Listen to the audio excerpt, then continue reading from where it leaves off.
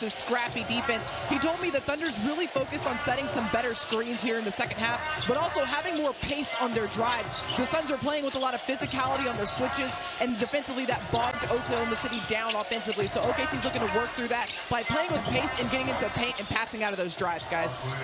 Well, there was a pass out of Dylan Brooks in the post. Gave it up to Mark Williams, and we got a 2-point game. There were no double-digit leads in the first half. Michael, what do you expect here? And what an alley-oop! Cason Wallace set it up for J-Dub. And that's two guys who've been playing together for a while, because that's not a set piece. That's just a read along that baseline with the Thunder being able to get some leverage here. Gillespie way behind the three-point line. That's no good. The rebound to J-Dub. What do you expect to see here, Michael, in the second half? Well, just continue to turn over the Suns. They've done a great job in that first half. I mean, you look at the numbers. Thunder had 19 points off 12 turnovers. You like this action here, too. Getting those in between lines. We talked about to dump that in on the alley-oop.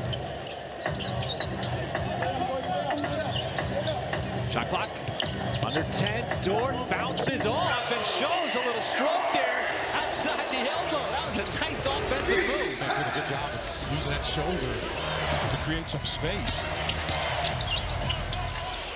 Thunder defense scrambling a little bit. As Williams calling for it. J-Dub, you know he can play up size-wise. Brooks trying to back him down. Tough fadeaway. Brooks, not that time. I'll give Brooks credit on that if he makes that. That was highly contested. I'm telling you, Michael, there's only so many guys who can make that fadeaway. Shea being one of them. Dort, that's not his game. Got away with it on the first fadeaway, not the second. I like this quick action part to answer your question with the Thunder to do in the second half. You know, just make plays before the defense gets set. And it's a nice drive and dish. Devin Booker setting it up for Williams, who's now the second Sun into double digits.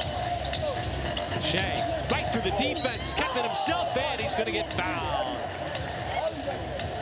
See, right now the Suns are kind of... Man, he took a shot to the face there. There's evidence right there.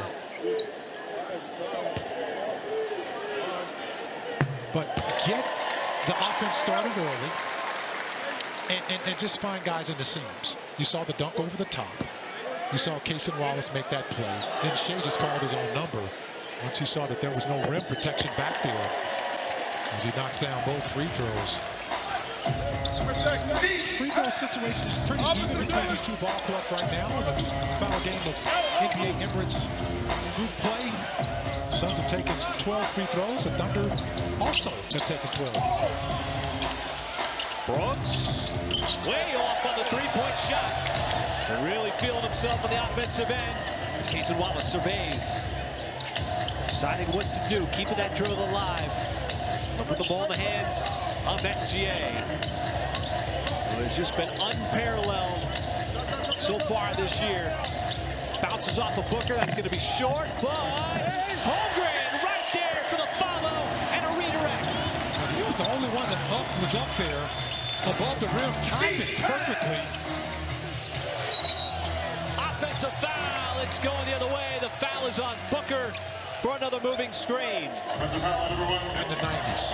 And Gallo knows that. It's not legal anymore, though. I agree. That's why they called it. Nice pass inside. It's J-Dub. Little penetration to break down the defense. I'm checking Gallo's ribs over here to make sure they're okay. He's good to eat. There's no better place to catch a game than at Paycom Center. Be here for the first city night at the Thunder's next home game Friday, December 5th at 8:30 versus the Dallas Mavericks. Scan the QR code on the screen or go to OKCThunder.com/buy tickets to claim your seats. Let's check in with Gallo. Well, guys, some news from the Thunder locker room. A.J. Mitchell will not return tonight. He's got a left knee contusion. Well, we saw him have those hard drives to the rim, Michael, in the first half. And just quiet since then. And there's another turnover by the Suns. Gillespie, just an errant pass out of bounds. And I'm not counting them, but it's at 6 now that are unforced turnovers for the Suns on plays like that. See if the Thunder can continue to capitalize. He had a 19-5 advantage in 3 points and turnovers. Points off turnovers in that first half. So no A.J. Mitchell out for the remainder of this one. Gillespie, catch and shoot three. That is good. Fouled by Booker. The Suns come right back with a three after the Thunder built the first double-digit lead of the game, pushing it up to 10. Shea sizing up the big man. Pulls up, goes glass, and scores. Oh, Mark Williams never stood a chance. Hey, that's beautiful. That's just beautiful footwork. And a solid finish. Look at Dort navigating those big body screens. And J-Dub steps into the passing lane. Got to be careful here with Brooks. And a foul. You got to be careful, though. It's so unpredictable when you've got forced by OKC. Let's check in with Nick. Well, we all heard the loud pop from the crowd when J-Dub was announced in starting lineups, but there was another little special moment during pregame warmups about 10 minutes before that. J-Dub came out on the floor a little bit later than the rest of his teammates. Nice ovation from the crowd when he ran out there.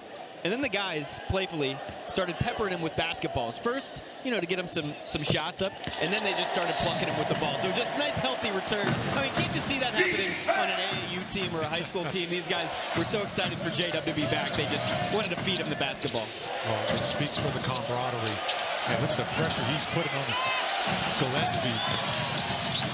Did a good job of not fouling, too, with that heavy pressure. Forced the Suns way back out on the perimeter now. Is SGA with a poke away. Shot clock a factor. It's 2-1. Don't want to foul. Booker, the desperation heave. And what a defensive stand for this Thunder defense that really is ratcheting it up here in the third. Well, we've talked about applying the pressure and just continue to stick with it. Not letting up here at the start of this third quarter as the crowd is getting involved. And right now, the Thunder are having their way. And they're not even halfway through the quarter, enjoying their largest lead of the night. It sits at 13. Tonight between Devin Booker and Dillon Brooks, and yet he's still able to contribute and can still take steps forward offensively. Great to see that connection there to open up the second half. Nice little tone setter coming out of the locker room at halftime, but there is something that Phoenix really needed. With that timeout, they get that three, and that is Gillespie now the leading scorer for the Suns with 13. J-Dub got down low, no good on the drive. And Booker deciding what to do, pulls up in transition. No on the three. Chet's got his head up, trying to get the ball up the floor quickly. J-Dub giving right back to him. That's Chet with the flush. And that's a whole lot of work on one play. Chet gets the rebound, sprints up the middle of the floor, and is rewarded with a slam dunk. And it happened so fast. A solid offensive night building here for Holmgren. 8 out of 12 from the floor, 22 points. As Shea's trying to play defense, good to win the three. Not going to get the bounce. Gillespie almost snuck in on the backside. J-Dub surveys. As Shea drives. A lot of contact and more free throws coming up. Smart play by Shea.